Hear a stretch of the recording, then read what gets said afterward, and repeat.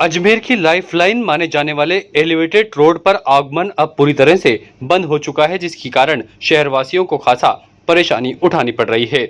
इस मामले को लेकर भाजपा पार्षद देवेंद्र सिंह शेखावत की ओर से अपनी बात रखी गई, तो दूसरी ओर स्मार्ट सिटी की ओर से पैरवी कर रहे एडवोकेट जयप्रकाश शर्मा ने प्रेस वार्ता के जरिए जानकारी दी। उन्होंने कहा कि एडवोकेट जयप्रकाश शर्मा ने कहा कि स्मार्ट सिटी को लेकर सिविल न्यायालय पश्चिम में दावा पेश हुआ है और कोर्ट की ओर से ऑर्डर पारित किया गया है। उसे लेकर याचिकाकर्ताओं और उनकी पैरवी वाले अधिवक्ताओं ने मीडिया में जो बातें कही वे आम जनता में भ्रम पैदा करती हैं। स्मार्ट सिटी की ओर से ये जिम्मा RSRDC को सौंपा गया था और RSRDC की ओर से इसका कॉन्ट्रैक्ट दिया गया था। इसका डिजाइन भी उनके माध्यम से तय किया गया और इस मामले में टेक्निकल तथ्य बता सकते थे, लेकिन RSRDC को पक्षकार नहीं बनाया गया, ठेकेदार कंपनी को भी पक्षकार नहीं बनाया गया। शर्मा ने कहा कि इसे लेकर विधिक चर्चा कर अपील आगे की जाएगी। कांग्रेस नेता राजकुमार जयपाल भी स्मार्ट सिटी लिमिटेड का पार्ट रहे हैं। ये इसमें पक्षकार बनाकर ये दिखाने का काम कर रहे हैं कि हम आम जनता की चिंता कर रहे हैं, लेकिन इसमें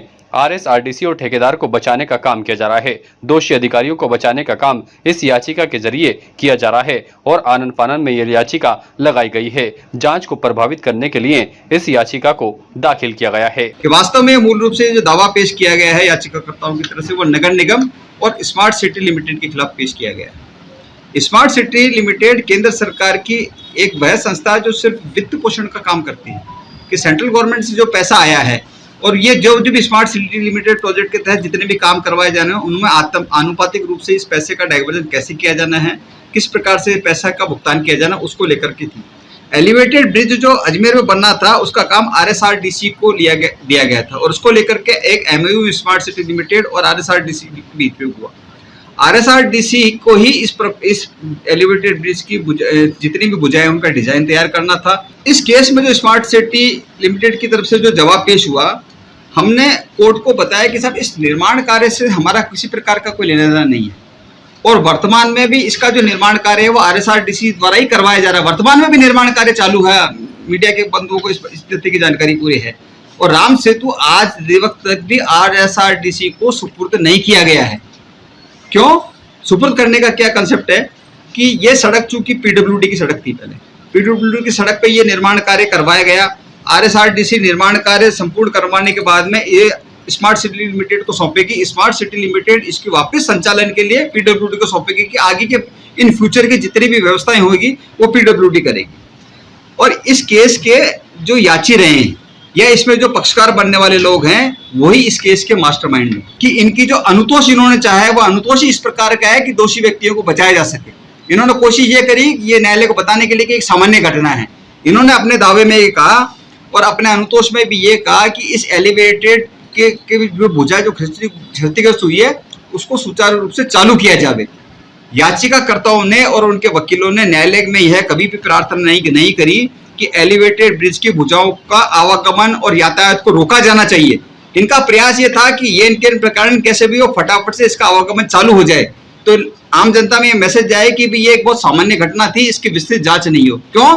अगर विस्तृत जांच हो इस केस में अगर होगी तो इस टेक्निकल त्रुटि के कारण से जो भी संबंधित अधिकारी, जो चहेते अधिकारी, राजनीतिक लाभ प्राप्त जिन्होंने भी पहले किया और उनके चहेते जितने भी अधिकारी थे वो उस लपेटे में आ सकते थे। वहीं एलिवेटेड रोड के मामले में भाजपा नेता देवेंद्र सिंह शेखावत ने कहा कि सस्ती लोकप्रियता हासिल करने का सरल और सुगम रास्ता याचिकाकर्ताओं ने अपनाया है। जिस तरीके से तथ्य और तर्क राम सेतु ब्रिज को लेकर दिए गए वे पॉलिटेक्निक मोटिवेट्स केस हैं। हर व्यक्ति जो पक्षकार के रूप में आया है वे एक ही पॉलिटिकल पार्टी से रिलेटेड है। उन्होंने कहा कि जब एलिवेटेड रोड बना और इसका उद्घाटन तत्कालीन मुख्यमंत्री अशोक गहलोत की ओर से किया गया, आचार संहिता लगने वाली थी, इसीलिए ढोल धमाकों के साथ तुरंत इसका उद्घाटन कर दिया गया और इस पर लीपापोती की गई। इसमें निष्पक्ष जांच करवानी चाहिए थी, लेकिन इस मामले को कोर्ट में ले जाया गया। उन्होंने कहा कि जब कोर्ट्स में इस मामले की सुनवाई होनी है तो वह फिर और ज्यादा कुछ नहीं कह सकते हैं। तत्कालीन सरकार जब थी और इस एलिवेटेड रोड का जो उद्घाटन हुआ, इस एलिवेटेड रोड का उद्घाटन पूरी प्रेस जगत जानती है कि आनन फानन में हुआ, बिना ऑडिट के हुआ, बिना इसके सिक्योरिटी चेकअप्स के हुआ। और इसलिए हुआ क्योंकि तत्कालीन मुख्यमंत्री जब इसका उद्घाटन कर रहे थे तो आचार संहिता लगने वाली थी और आचार संहिता के लगने से पहले इसका उद्घाटन करना चाहते। हाँ, मुख्यमंत्री अशोक गहलोत जी थे, तो कांग्रेस की सरकार थी ना, तत्कालीन सरकार कांग्रेस की सरकार थी और मुख्यमंत्री जी इसका श्रेय लेना चाहते थे कि मेरे राज में एलिवेटेड रोड बना। तो इसके सिक्योरिटी चेकअप्स को लैप्स करते हुए तत्कालीन सरकार के अधिकारियों ने आनन फानन में इस तरीके का एक निर्णय लिया और निर्णय लेकर ये कहा कि एलिवेटेड रोड का उद्घाटन कराएं। तो इसके लिए तो तत्कालीन सरकार ही जिम्मेदार थी, का उद्घाटन का श्रेय लेना था। इसलिए इसकी सिक्योरिटी लैग्स को चेक किया और इसके लिए कांग्रेस सरकार बोलती है और झूठ बोलने के दो सिद्धांत हैं कि जोर से बोलो और जल्दी बोलो।